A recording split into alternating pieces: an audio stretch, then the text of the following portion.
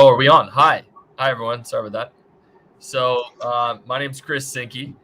I'm the Chief Business Officer of Bitrix Global and the host of our video AMA today. And today we are featuring Vulcan Forged, and our guest is Jamie Thomson. Welcome, Jamie. Thank you very much for having me, Chris. You bet. So we're excited about the partnership, and we're excited today to talk about Vulcan Forged and learn more about the pair token, PYR, right? Did I say that right? Peer, yes. But there's some debate in the community whether or not it's peer or pyre, because it's ancient Greek for fire, you see. Yeah, so in theory, it would be peer, but we kind of changed it to pyro nowadays. But I like you can say PYR. Okay. Well, we've got a list of questions that we want to go through today, and we've sourced them from our community and your community. So let's dive in to see what they want to know about it. And for me, this is going to be a great learning experience as well. So I'm excited to go through these with you.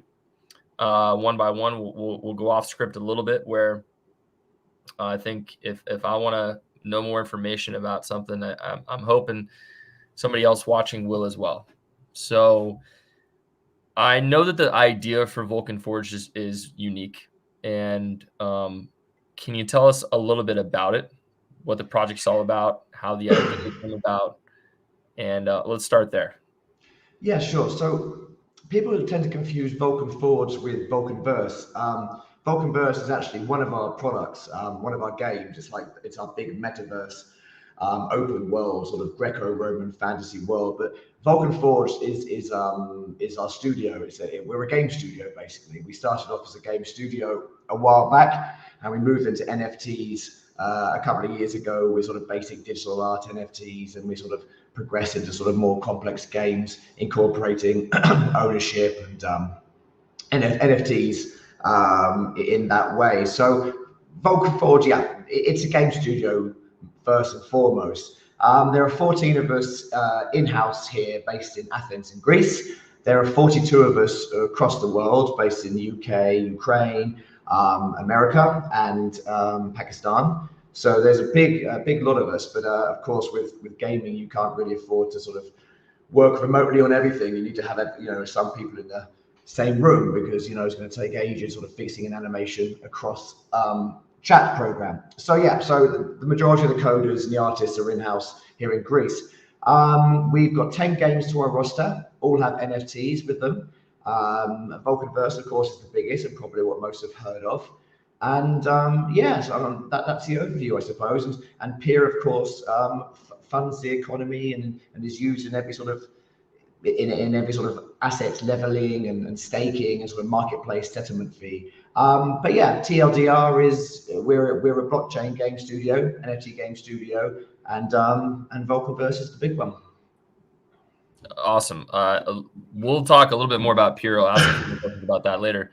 But in terms of getting into this in the first place, like what inspired you to go into Greek Roman fantasy? Yeah, good question actually. I think I don't know the answer. It was totally random in that we made an NFT engine, and everyone was using the word minting. So you'd mint an NFT, and then we thought, well, that's not we're a game studio. We like our fantasy and all our lore, so we were sort of mixed up a bit. So someone came up with the idea of using the word forge. So you'd forge an NFT, and then we looked into all the gods that forged, and it turned out that Vulcan was the god of fire and forging.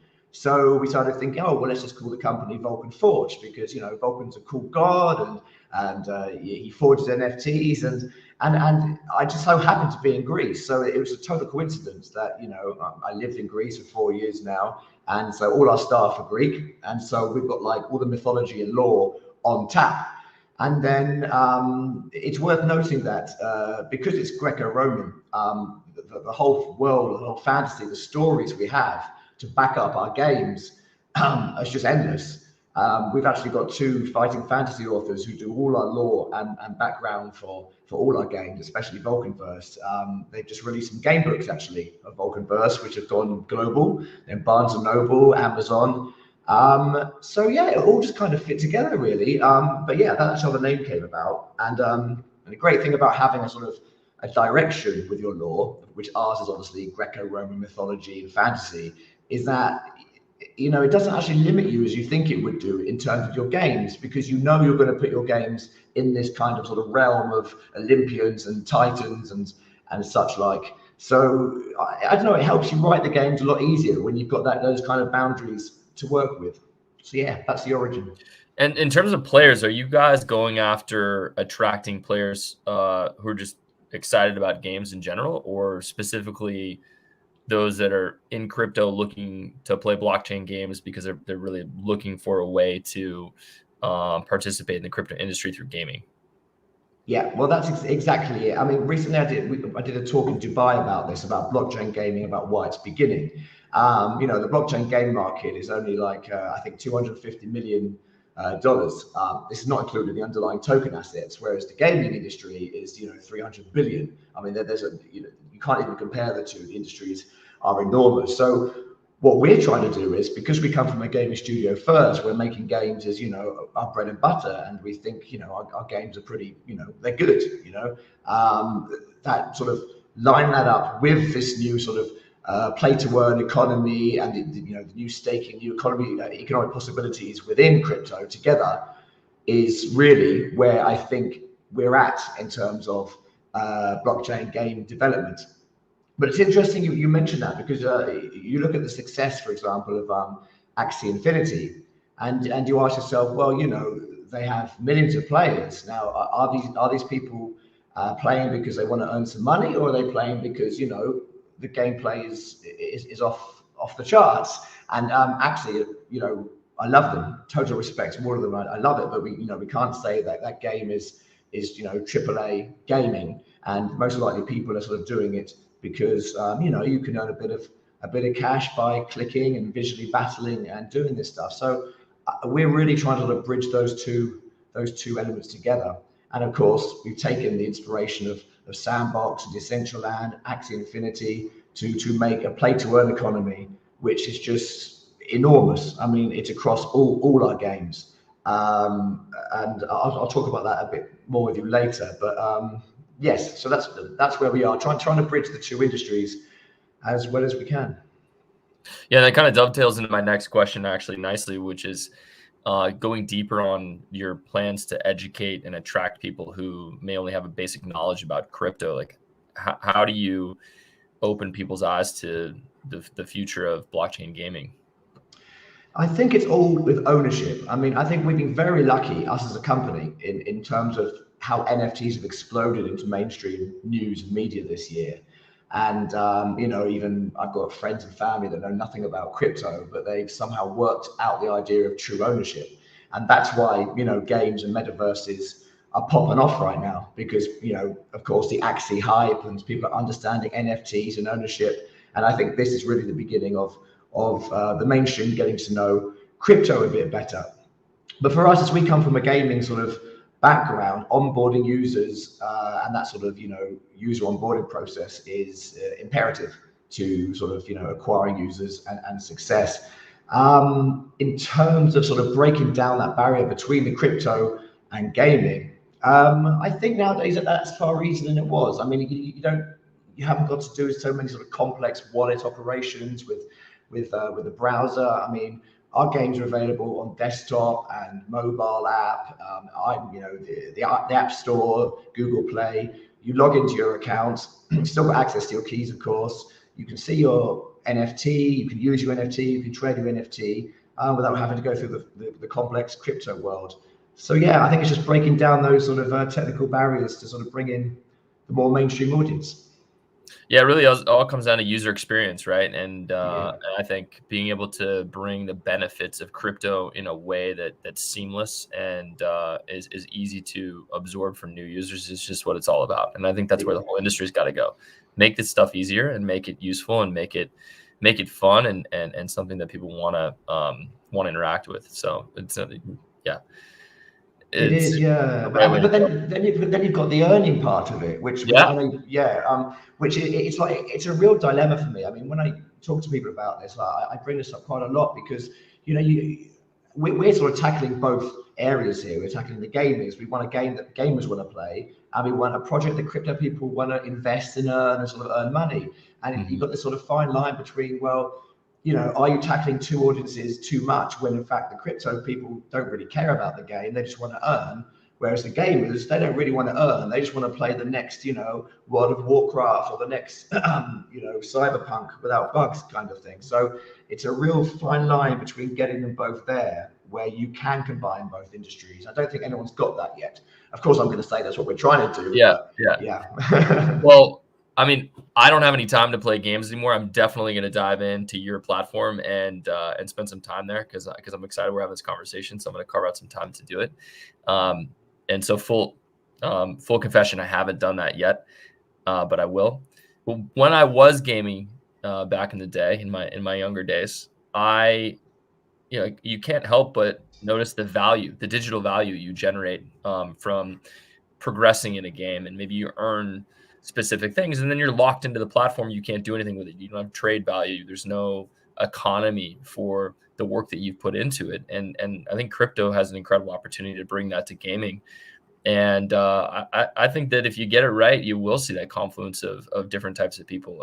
As a crypto person through and through, I definitely am. I would love to experience the confluence of both of those. So yeah. Sorry to interrupt you, but no. And I think it goes a layer deeper than that. In that you're actually this whole metaverse idea, which I think a lot of people and companies we ride on the hype of metaverse or this stuff. But when you start including actual real economies, real ownership, and money and things that can affect your life in a real way, it becomes more than a game. It's not even Second Life anymore. The old game we're walking around. I mean, it's becoming very real. And one thing I'm noticing within even Vulcanverse and the metaverse structures in general, you see these social hierarchies appear, and these dynamics and cheating and sort of lying and deceiving and a lot of things that trying to climb the ladder as fast as you can, things you would see in the real world. So, there are some moral questions to ask about, the concept of metaverse also. Yeah, we're moving towards a Ready Player One world very, very quickly. Absolutely. And, it'll be really exciting to see how it all shapes out over the next 5 to 10 years. Okay, so that leads into my next question. This is from our community, and because I haven't actually experienced this myself, but it sounds like you've got platforms at Vulcan, and one of them is the game and tournament platform. Is that right? That's right, yeah. Well, I mean, we've got many games. I think they're probably referring to Frenzy, which isn't out yet, which is sort of like, I mean, we've got 10 games and they're all cross. You use the NFTs in different games. So yes, we do. Okay. So when it comes to the tournament platform, are all 10 of those games supported?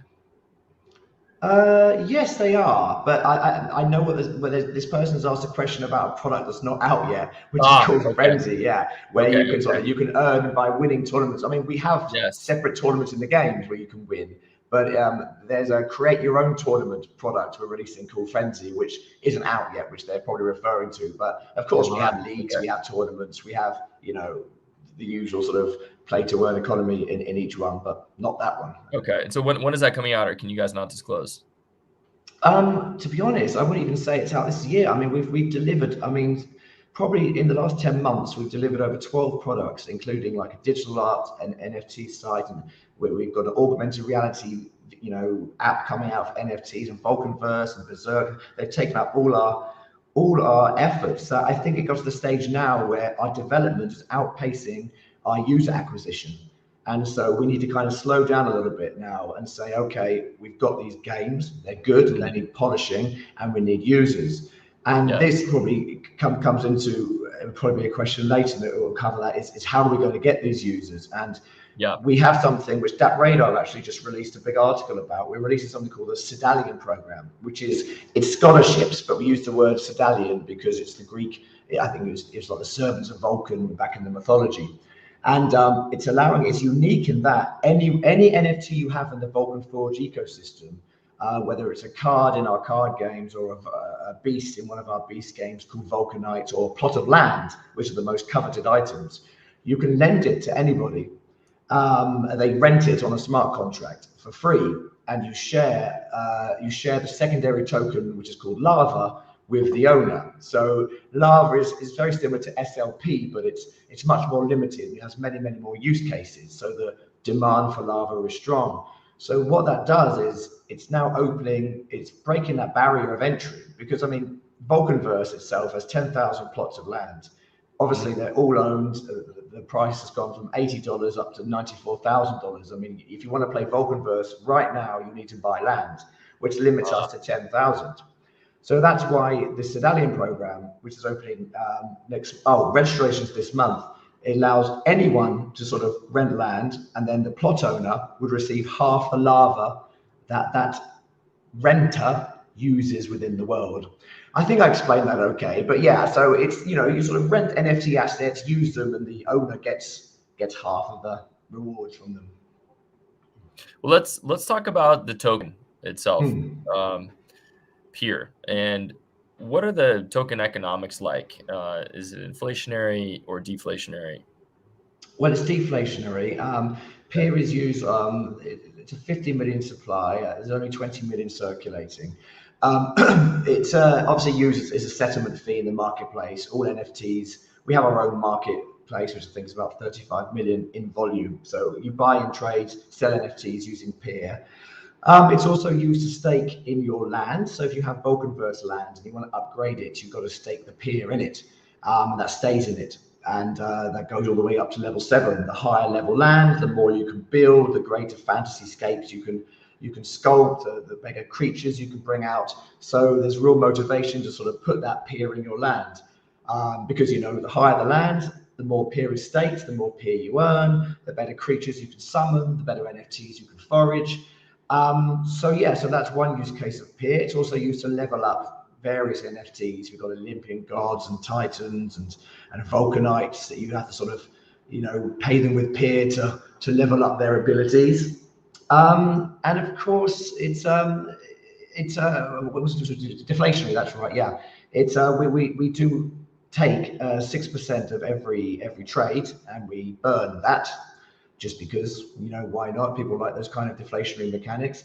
But yeah, multiple use cases. But I mean, since we introduced Lava, that's where things have really got interesting, because Lava was never in our mindset before, and we can't deny that actually have given us some great inspiration there with the secondary token. So that's infinite supply.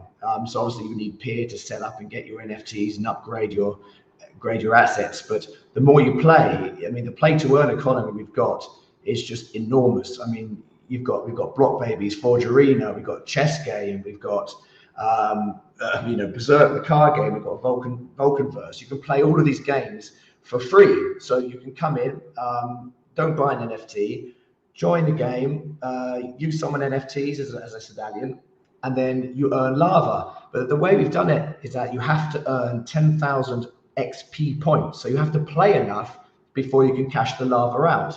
So what that does is it removes the barrier of entry, meaning anyone can play for free, but you have to actually play the ecosystem in order to sort of generate your Lava at the end of it. But yeah, they're the two main tokens we have. Okay, and so you mentioned the fee and the burn from a deflationary standpoint to lower supply. I got a question here about the decentralized protocols that are used to what sounds like facilitate that transaction. Can you talk a little bit about that? Yeah, well, PYR is on the Polygon network. It's an Ethereum token, but we bridge it to Polygon to save on the gas fees. Sure. So I'm not sure about the question. How our marketplace works. I mean, it's a good question. So the question is the verbatim question, which I was teasing through to see if I actually understood where they were coming from and what I was missing, and I didn't. So I'll just read you the question verbatim, which is, what are the decentralized protocols that prevent the depreciation of this token and provide support and shelter for users seeking this type of financial model? And I think what they were getting at that you already answered, which is it's a deflationary token from the token economics. You've got a burn mechanism that supports that, and you are leveraging Polygon to actually do some of these transactions, which I think answers the question, to be honest with you. Well, I hope So so, because I'm confused a bit. yeah, yeah. I mean, we've got a whole team of blockchain So engineers who it's a probably be utility masters. token for gaming, and it's got some functionality in terms of when users are actually interacting with it that enables potential price appreciation for those that are holding as a byproduct, right? But ultimately, Yeah. you're going to want to use this within the gaming ecosystem that you guys have built. Oh, 100%. I mean, see, that's one thing that's worth noting, that we didn't come from crypto background. I mean, we moved from the gaming element to crypto. So this whole sort of pumpy, dumpy stuff, and Yeah. all that price stuff, we don't care. I mean, we love the exposure it might give us when we see peer, but it's utility. I mean, we have a hashtag saying utility, not hype, because we just generally believe in gaming, in metaverses, there's going to be an enormous correlation between user growth and price, and also those that want to invest. As long as the game they invest in has more users, you're going to see a price rise. But of course, for us, we just want to make some really good games, and Vulcanverse is our baby. And that's the right way to come about it. I mean, I think the economics of cryptocurrency are really important to keep in mind, especially on the token supply side and supply and demand and bids and offers, and making sure that there's liquidity. And that's my world, right? That's the world I live in, and that's the service that we provide to the industry is enabling that liquidity.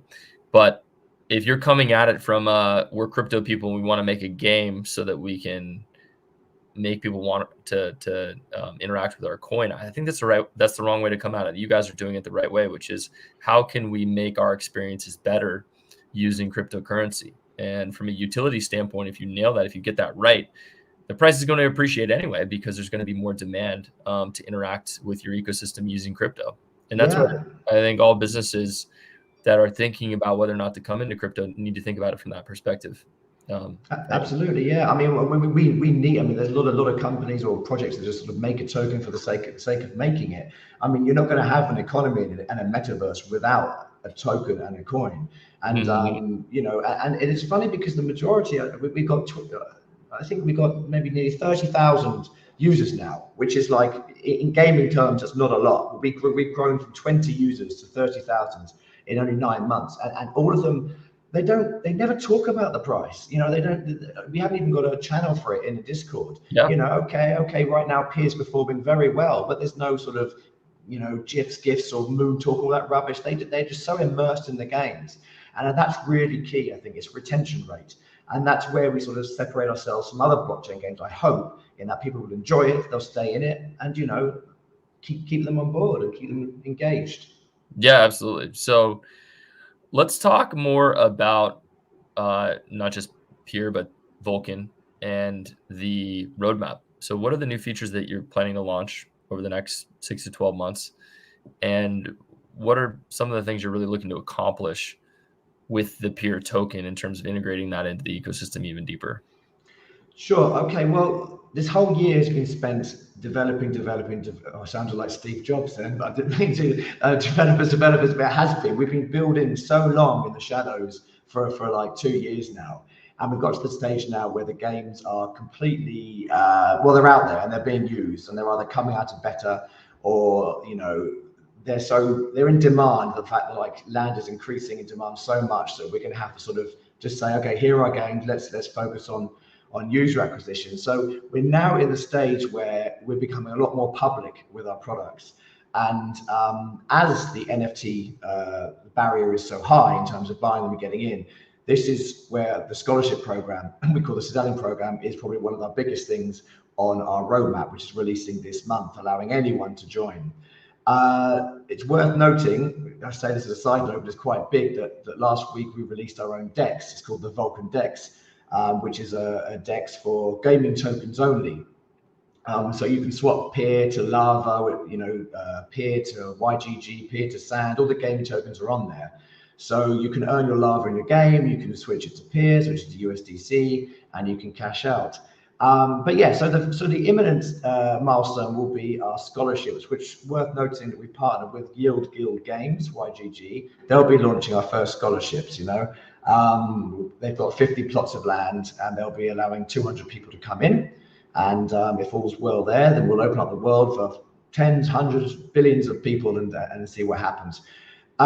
Second of all, which the community probably want to hear right now, because I know they were waiting for me to announce something, is that we have just been accepted into the Steam partner program.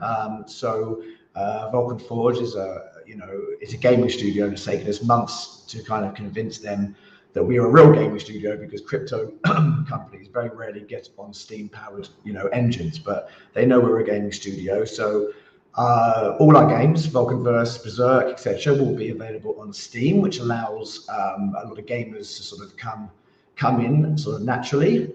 So there are our two main user acquisition routes. But other than that, it's literally just polishing, improving every single game. Vulcanverse, it's mind blowing to me just watching. We created this engine for people to build these fantasy scapes across these different worlds, and the stuff that users are making and creating, and they're setting their own quests, and they're foraging, and they're talking, and you create this kind of petri dish in front of you. It's just every day there's something exciting to see. So I think Vulcanverse is going to be taking up the majority of the year and exposure. I mean, it's if not, I think it's the only metaverse out at the moment which looks as good as it does, and that's me being objective. You'll get a lot of trailers coming out now, but Vulcanverse is happening now. People are building and trading and talking and fighting and all this kind of stuff. So yeah, and the rest of the year will be really focusing on the play to earn economy, scholarships, and of course the DEX is going to be a great use case of peer. And this might be a really simple, dumb question, and I probably should have asked it right at the beginning, but how do you play the game? Is this an iOS app? Is it an Android app? Web-based? How do I actually? Yeah, all the above actually. I mean, Vulcanverse is the only one you have to download because it's so big, and that's why partnering with Steam is so important, because it allows anyone to download it. But I mean, Vulcanverse you have to download. If you've got no land at the moment, you can't play. Which Berserk is on Apple App Store, Google Play. You can play on the web too. Forgerino also, Block Babies. I mean, if you go to the website, you can check out all the games. And these are separate apps. Right? Separate games, yeah, but they use the same NFTs and you use the same token. So, I mean, if you don't like Block Babies, you can play Forgerino. You'll still earn lava. So it's a collection of 10 games as opposed to one, which which you can have scholars use your NFTs and play in all these games. So yeah, you should check it out, Chris. I recommend Berserk. It should be your first. All right, I'm gonna do it. I'm gonna do it today actually, and then I'll tweet out my findings too. So So how do I earn the peer token to start off with? Do I have to go to an exchange to buy it first before I can use it to stake and to get land, or can I get that through the game? What's the this is the on-ramp?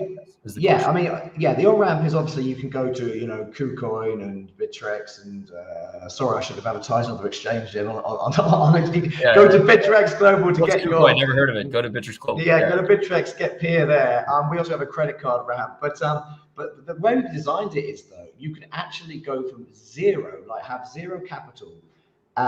You could open up a game. You could say, I want to become a scholar. I want to borrow your NFT. I play a game of Berserk, I win some lava, which is our secondary token. I share the lava with the NFT owner. Now, with that lava, you go to Vulcan Dex, you exchange it for peer. You keep doing this again and again and again until you get enough peer to buy land. Now you've got land and you can rent it out. So, I mean, in theory, on paper, you could just go from absolute zero to hero, with a lot of grinding. And I think that's where things are just, open up so many possibilities. Yeah, and is that DEX you're coming out of? Is that an on-chain Ethereum DEX, or is that on Polygon? It's multi-chain. It's Polygon, Ethereum, BSC. It's out now. Okay. In fact, we've got 4 pairs on there now, all with peer. YGG Sand and Axie are listing on there next soon. I'm not going to say a date because I'll be held to it, but they're with the next tokens on there. But it's steady. It's kind of different in that you can farm NFTs on it. So, if you lock up X amount of tokens, you will get an NFT from a game, sort of gamified DEX. All right, this is something I like to cover on every interview that we do. And it's something that's critical and core to not just our values as a company, but the success of the industry generally, which is security. So can you talk a little bit about security, how you guys have hardened the platform to ensure that the economics from a token perspective are safe when people interact with it? Yeah, I mean, well, we couldn't have listed on Bittrex or other exchanges if we weren't audited. I mean, we had 3 companies audit us now. They're all online. Can't remember the names now. I think one's Certic, one's whatever. I mean, the audits are there. If you have a look on CoinMarketCap, you can see they're audited. We use a white label version of Venly. Venly used to be called Arcane, which is the same sort of wallet that 0x District Games uses, Sandbox uses, which is they've got their own security audits and security bounties. So we don't make our own wallets or anything like that. We do use already established protocols that have their security in place, and we get audited before we launch. Same with the DEX. We couldn't launch the DEX until we're audited. So yeah, all the standard security features are in place there. All right, and then for my last question, and I think this is a really important one as well for those that haven't interacted with Vulcan Forged before or the Vulcanverse, and they haven't purchased the peer token, they haven't got lava. How do you suggest they start? How does a new community member get involved in what you guys are building, and what's the best first user experience that you'd recommend for them? I think we'll be playing any of our. I think just join the Discord first. I mean, we don't use Telegram much. I mean, join Discord / Vulcanverse or Vulcan Forged. We've got a Discord for all our separate games, and we've got a Discord's the best place for gaming comms, I think. Oh, it's amazing. I mean, a lot of people from crypto said they had trouble moving over there to start with, but once you're there, it's just it's just more colourful and fun and organised. And yes, I mean, come as a community, say you haven't got this, that, and the other. Test Berserk, test Forge Arena, test Spotbait, test all the games. One do you like?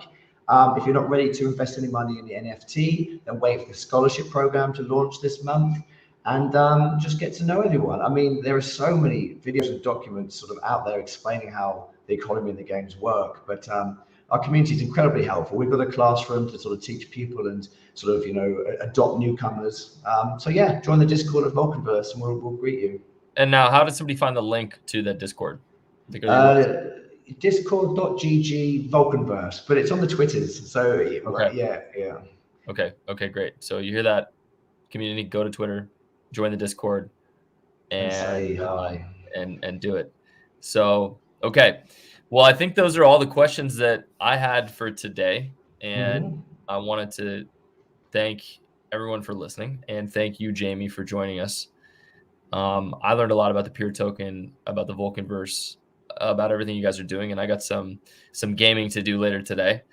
And if anyone wants to learn more, I know we just talked about it, but go to vulcanforged.com.